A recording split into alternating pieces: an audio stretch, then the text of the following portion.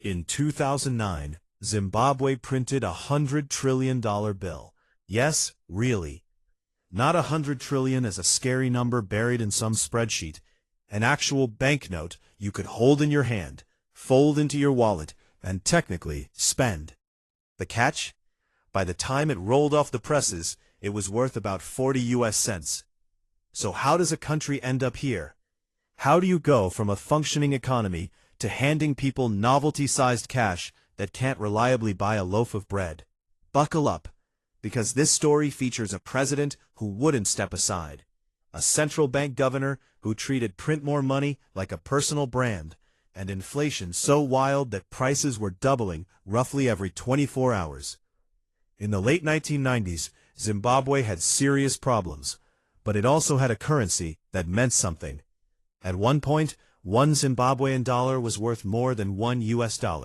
Sit with that for a second. Then came the year 2000. President Robert Mugabe launched a fast-track land reform program that seized thousands of commercial farms, many of them the most productive in the country, and redistributed them with little planning for who would keep them running. Agricultural output collapsed. Zimbabwe had been one of Africa's breadbaskets. Suddenly, it couldn't reliably feed itself. The solution? Make more money. When the economy went into freefall, the government reached for the simplest tool in the toolbox: print money, again and again.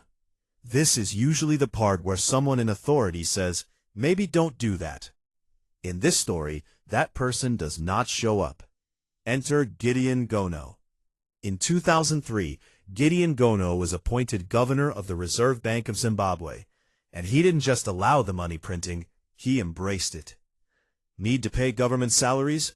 Print money. Need to cover a budget hole? Print money. Need to pretend everything is fine for one more week? You already know. Gono later wrote a memoir defending his approach. The title translates roughly to Zimbabwe's Casino Economy. Sir, that is not the win you think it is. When inflation turns into a runaway reaction, here's the problem. Inflation doesn't rise politely in a situation like this. It feeds itself. Prices go up, the government prints more money to keep up, that new money pushes prices up faster, so they print even more. By 2007, annual inflation was in the thousands of percent. By 2008, economists were basically out of comfortable ways to say the number out loud. At its peak in November 2008, monthly inflation hit an estimated 89.7 sextillion %, according to economist Steve Hanke, Cato Institute. Sextillion. That's a 22-digit number. Prices were doubling about every day. People got paid and sprinted to spend their money within hours, because by the next morning it would buy noticeably less. Stores stopped bothering with printed price tags and switched to chalkboards, because the cost of bread might change 3 times before lunch. Then, add more zeros. Faced with numbers this absurd, the government's response was to keep slapping on extra zeros. First came a $10 million note, then 100 million, then trillions. In 2008, Zimbabwe issued a $1 trillion note, and then, in January 2009, the grand finale, the $100 trillion bill, the $100 trillion bill, the largest denomination Zimbabwe ever printed. On the day it launched, it was worth about 40 US cents, and it was worth less by the time you finished reading this sentence. Life in a currency you can't trust. Ordinary Zimbabweans adapted the way people always adapt to absurdity. They stopped trusting the currency. They priced things in US dollars, South African rand, or whatever else held value. And yes, wheelbarrows allegedly became a common way to haul enough local cash to buy basic groceries. Are all the wheelbarrow stories perfectly accurate?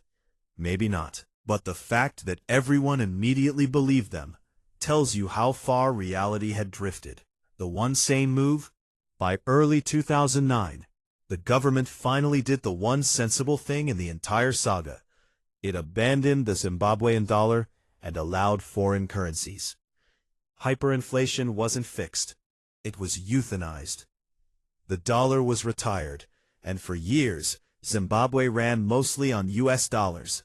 before eventually reintroducing local currency under new names, and predictably, running into serious inflation trouble again.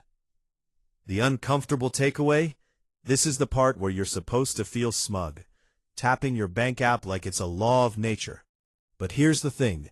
Every modern economy runs on the same fragile foundation Zimbabwe abused. Money is valuable because we collectively agree it is. Central banks print money. Governments run deficits. The instinct to plug a financial hole by creating more of the thing losing value isn't unique. Zimbabwe's version was just faster, louder, and led by people bold enough to title their memoir, Casino Economy. A souvenir of what happens when trust breaks. Zimbabwe's $100 trillion bill isn't just a story about one country. It's a souvenir. A crisp, laminatable reminder of what happens when the people in charge of a currency stop treating trust as the entire point of the exercise. In 2009, Zimbabwe printed a $100 trillion bill. Today you can buy one on eBay for a few dollars, which means technically the most worthless currency in modern history is now worth more as a collector's joke than it ever was as actual money.